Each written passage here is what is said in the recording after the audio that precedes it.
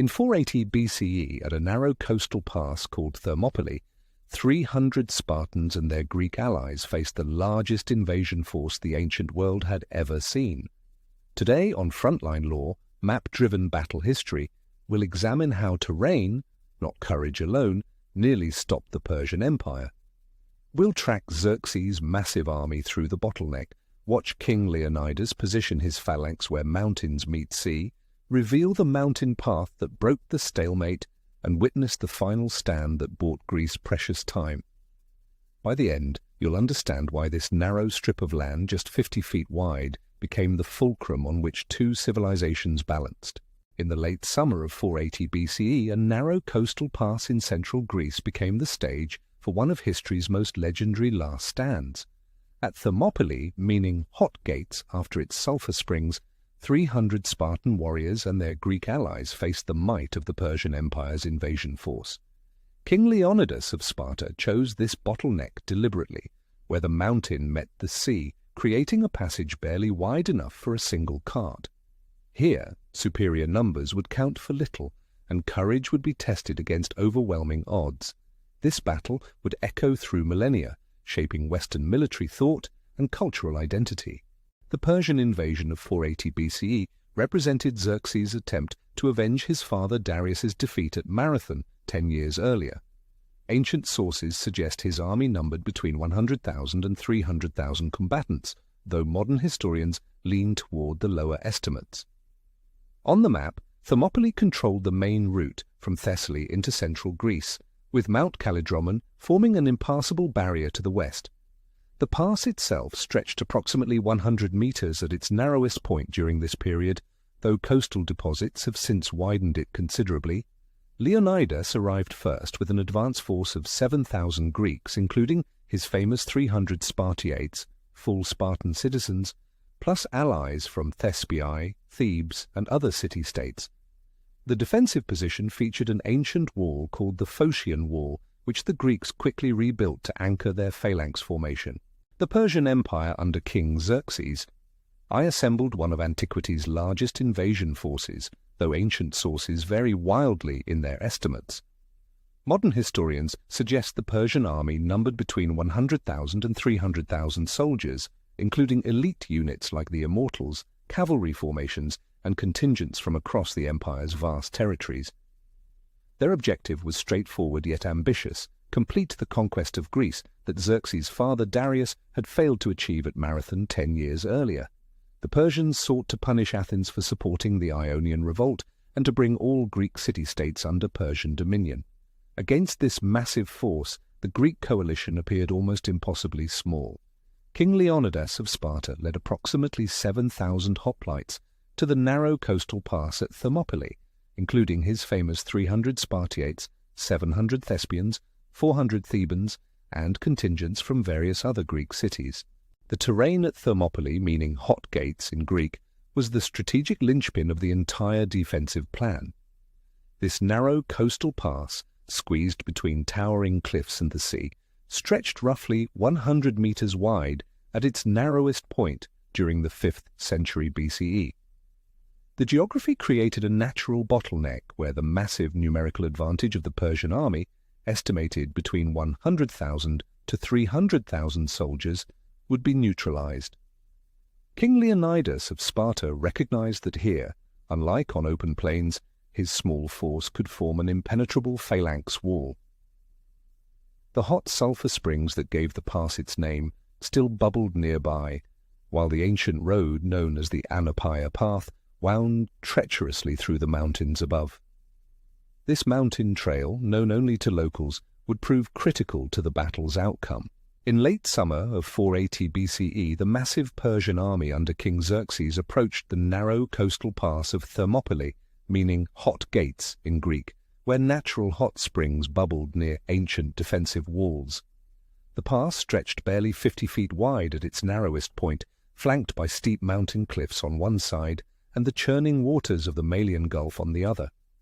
King Leonidas of Sparta had carefully positioned his combined Greek force of approximately 7,000 warriors here, understanding that this bottleneck would neutralize the Persian numerical advantage estimated between 100,000 to 300,000 soldiers. As Persian scouts first observed the Greek positions on the 5th day of September, they reported back to Xerxes that Spartan warriors were exercising naked and combing their long hair outside the wall, a ritual preparation for battle that the Persians initially mistook for madness rather than the calm confidence of elite warriors preparing to die. As the second day of battle dawned at Thermopylae in late summer, 480 BCE, King Xerxes faced an unexpected crisis that threatened his entire invasion of Greece. His elite forces, including the fearsome Immortals, his personal guard of exactly 10,000 warriors who replaced fallen members immediately to maintain their number, had failed to break through the narrow coastal pass despite overwhelming numerical superiority. The Greek phalanx formation, with overlapping shields called the hoplon and long spears extending beyond the front rank, proved devastatingly effective in the confined space where Persian numbers counted for nothing. Meanwhile, Persian scouts reported Greek reinforcements marching from the south while the Persian fleet battled storms and Greek warships at nearby Artemisium.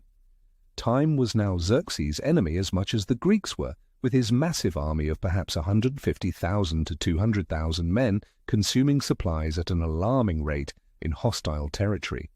The great king needed a new strategy, and fate would soon provide one through the treachery of a local Greek named Ephialtes, whose name would become synonymous with betrayal in Greek culture for millennia to come. By dawn of the third day, the situation at Thermopylae had become catastrophic for the Greek defenders. Ephialtes, the local Malian, who had betrayed the mountain path to Xerxes, had successfully guided the Persian Immortals through the Anapeia Trail during the night.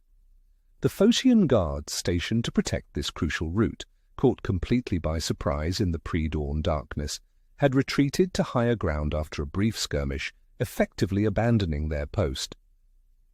As the sun rose over the narrow pass, Leonidas received word from his scouts that thousands of elite Persian troops were now descending from the mountains behind his position. The tactical situation had transformed from a defensible bottleneck into an inescapable trap, with enemy forces approaching from both north and south. The final stand at Thermopylae concluded on the third day, when Persian forces, guided by the traitor Ephialtes through the mountain path, surrounded the remaining Greek defenders. King Leonidas and his 300 Spartans, along with 700 Thespians who refused to retreat, fought to the last man as Persian arrows darkened the sky. The Persians paid dearly for their victory, with ancient sources suggesting they lost 20,000 men, though modern historians debate these figures. In the immediate aftermath, Xerxes ordered Leonidas's body desecrated and his head displayed on a pike, a violation of Persian custom that revealed the depth of his frustration. The narrow pass was finally open, allowing the massive Persian army to pour into central Greece unopposed. The Battle of Thermopylae transcends its military dimensions to occupy an extraordinary place in Western cultural memory, becoming perhaps the most celebrated last stand in history. While the Greek forces ultimately failed to halt the Persian advance, their sacrifice bought precious time for the Greek city-states to prepare their defenses and unite against the common threat. The battle demonstrated that the seemingly invincible Persian military machine could be challenged even by vastly outnumbered forces employing superior tactics and exploiting favorable terrain. Modern historians debate the actual numbers involved, with Persian forces likely numbering between 100,000 to 200,000 rather than Herodotus's millions, while the total Greek force probably comprised 5,000 to 7,000 hoplites rather than just the famous 300 Spartans. The battle's transformation into legend began almost immediately, with Greek historians elevating it as the ultimate expression of civic virtue and martial excellence. Through centuries of retelling, Thermopylae has inspired countless military last stands and become a universal symbol of courage against overwhelming odds, though modern scholarship increasingly examines how this narrative has been shaped by political agendas and cultural needs across different eras. The Battle of Thermopylae transcends its tactical defeat to offer timeless strategic lessons about defensive warfare and political unity. The Greeks demonstrated that terrain, when properly exploited, can neutralize overwhelming numerical superiority. The narrow pass forced Xerxes' massive army to fight on equal terms with a much smaller force. The battle proved that disciplined, motivated defenders fighting for their homeland possess advantages that raw numbers cannot easily overcome. The Spartan-led coalition showed how shared cultural values and coordinated resistance could unite traditionally fractious city-states against existential threats. Though the pass eventually fell, the 3-day delay gave Athens time to evacuate and the Greek fleet to prepare for Salamis, transforming tactical defeat into strategic opportunity. The sacrifice at Thermopylae became a rallying cry that strengthened Greek resolve rather than breaking it, demonstrating how heroic last stands can inspire broader resistance movements.